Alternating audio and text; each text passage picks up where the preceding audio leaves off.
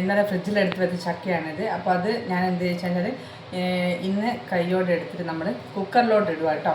കുക്കറിലൊരു 2-3 whistle വരുന്നവരെ നമ്മൾ ഇതിപ്പോൾ നല്ലൊരു ചക്ക ആയതുകൊണ്ട് ഞാൻ ഇന്നലെ കുരുവെല്ലാം പോക്കി രാത്രി വെച്ചിട്ടുണ്ടായിരുന്നു. ഇത്രയും നന്നാക്കി വെച്ചാൽ ഇത് ഫ്രിഡ്ജിൽ വെച്ചത് ഞാനിപ്പോൾ കുക്കറിലോട്ട് വെച്ചിട്ടുണ്ട്. ഇനി 2-3 വിസിൽ വരുത്തിച്ചിട്ട് കാണാം. അപ്പോൾ ഗൈസ് ഇത് കുക്കർ അടുപ്പത്തോട്ട് വെച്ചിട്ടുണ്ട്. ഏലക്കായ ഉണ്ടല്ലോ, ഏലപ്പായ ഒന്ന് ക്രഷ് ചെയ്ത് കൊടുത്ത് വിടണം. പിന്നെ പ്ലസ് ജീരകം ഇഷ്ടമാണെങ്കിൽ ജീരകം കൂടി ആഡ് ചെയ്ത് കൊടുക്കുക. ഇത് രണ്ടാണ് ഞാൻ ആഡ് ചെയ്യുന്നത്. അപ്പോൾ ഇതൊന്ന് മെൽറ്റ് ആകുന്ന സമയത്ത് നമുക്ക് അതും കൂടി ചെയ്ത് തരാം. അപ്പോൾ നമ്മൾ ഇത് പൊടിച്ചിട്ടുണ്ട്, ഒന്ന് ക്രഷ് ചെയ്തെടുത്തു. ഏലക്കായും ജീരകം കൂടി അതും കൂടി ഇതിനകത്തിട്ട് ഒന്ന് നമ്മൾ വെള്ളത്തിൻ്റെ കൂടെ ഇട്ട് ഒന്ന് ഇളക്കിയെടുക്കുകയാണ് കേട്ടോ. ഞാൻ അല്പം പഞ്ചസാര ചേർത്താണ് പൊടിച്ചത്, ഇല്ലാതെ ഏലക്കായ തനിയെ പിടില്ല. പഞ്ചസാര ചേർത്ത് ഒന്ന് ഇളക്കുമ്പോൾ അത് ഓട്ടോമാറ്റിക് അറിയാമല്ലോ. കുറച്ച് ഇവിടുത്തെ വെല്ലം എന്ന് പറഞ്ഞാൽ കുറച്ച് കട്ടിയുള്ള വെല്ലം, ഉരുണ്ട സൈസ്. അപ്പോൾ അതായതുകൊണ്ട് കുറച്ച് മെൽറ്റാൻ കുറച്ച് സമയം എടുക്കും. അപ്പോൾ അത് വരുന്ന വെയിറ്റ്. അപ്പോൾ ഗൈഡ്സ് ഞാനിവിടെ തലപ്പാലെന്ന് പറയില്ല, 1-ാം പാല് അത് എടുത്ത് വെച്ചിട്ടുണ്ട്. പിന്നെ 2-ാം പാല് ഇത്ര ഞാൻ എടുത്ത് വെച്ചിട്ടുണ്ട്. അപ്പം അത് ഇതിനകത്ത് മിക്സ് ചെയ്യണം. പിന്നെ വെള്ളം ഇവിടെ ഉരുക്കി വെച്ചിട്ടുണ്ട്. അപ്പോൾ ഇതും കൂടെ ഇതിലോട്ട് ആഡ് ചെയ്ത് കൊടുക്കണം. അപ്പോൾ ഗൈഡ്സ് ഇതാ കണ്ട കുക്കറിൽ നന്നായിട്ട് ഉടഞ്ഞിട്ടുണ്ട്. അപ്പം നമ്മളിത് ഇങ്ങനെ ഒരു കയ്യിൽ വെച്ച് നന്നായിട്ട് ഒന്നുകൂടി ഒന്ന് ഉടച്ചു കൊടുക്കുകയാണ് കേട്ടോ. അപ്പോൾ നന്നായിട്ടൊന്ന് ഉടച്ചു കൊടുക്കട്ടെ.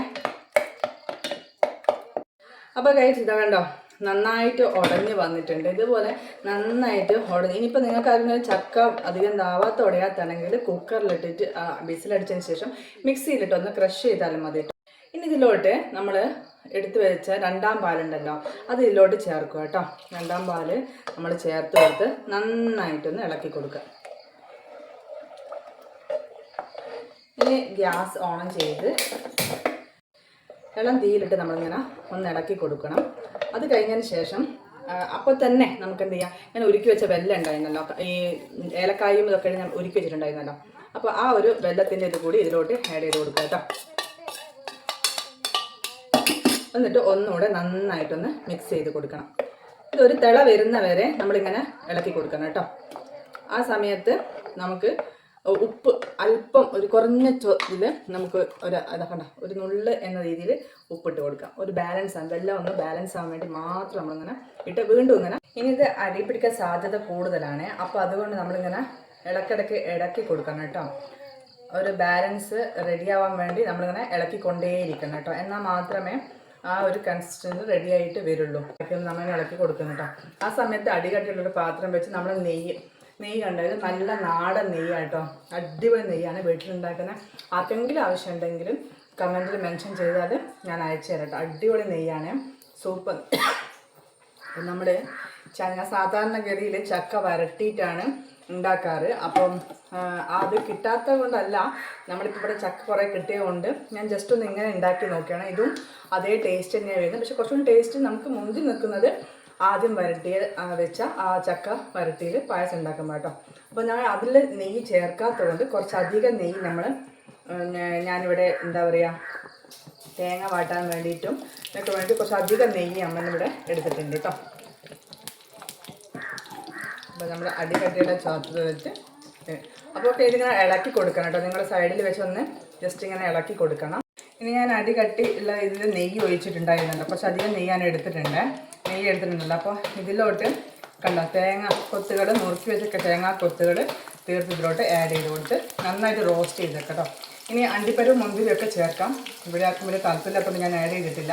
ഞാൻ തേങ്ങാക്കൊത്ത് മാത്രമേ ആഡ് ചെയ്തിട്ടുള്ളൂ കേട്ടോ. ഇതൊന്ന് റോസ്റ്റ്. അപ്പോൾ ഗൈസ് ഇത് നന്നായിട്ട് റോസ്റ്റ് ആയിട്ടുണ്ട്. ഞാനിത് ഓഫ് ചെയ്തിട്ട് ഇങ്ങോട്ട് മാറ്റി വെച്ചിട്ടുണ്ട്. ഓഫ് ചെയ്തിട്ട് റോസ്റ്റായത് ഇതിലോട്ട് ആഡ് ചെയ്ത് കൊടുക്കാം കേട്ടോ. ആ സമയത്ത് നമുക്ക് തേങ്ങ കൂടെ ഓൺ ചെയ്ത് ഓഫാക്കി വെക്കാം. അപ്പം നന്നായിട്ട് ഇതോട് ആ നെയ്യും ഇതെല്ലാം നമ്മൾ ഏടാക്കിക്കൊണ്ട് കേട്ടോ. ഈ സമയത്ത് ഞാൻ ഓഫാക്കി വെച്ചതാണ് ഓൾറെഡി. ഈ സമയത്ത് നമ്മൾ എടുത്ത് വെച്ച 1-ാം പാലുണ്ടല്ലോ, 1-ാം പാല് ഇതിലോട്ട് ആഡ് ചെയ്ത് കൊടുക്കാം കേട്ടോ.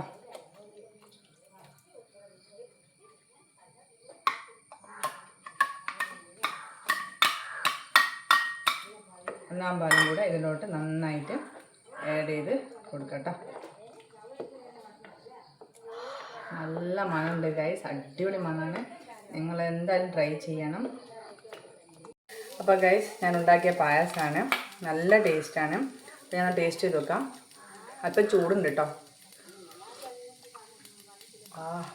അടിപൊളി ചക്കയുടെ അതേ ടേസ്റ്റ് തന്നെയാണ് ഗൈസ്. നിങ്ങളെല്ലാവരും ട്രൈ ചെയ്യണം. ഒന്ന് ചൂടൊക്കെ തണിഞ്ഞിട്ട് കുടിച്ചാൽ മതി. അടിപൊളി ടേസ്റ്റാണ്. അപ്പോൾ ആരെങ്കിലും വീട്ടിൽ ചക്ക ഉണ്ടെങ്കിൽ ഇങ്ങനെ ഒന്ന് ചെയ്ത് നോക്കും. എന്നിട്ട് അതിൻ്റെ റിസൾട്ട് നമ്മൾ അറിയിക്കണം കേട്ടോ. ബൈ.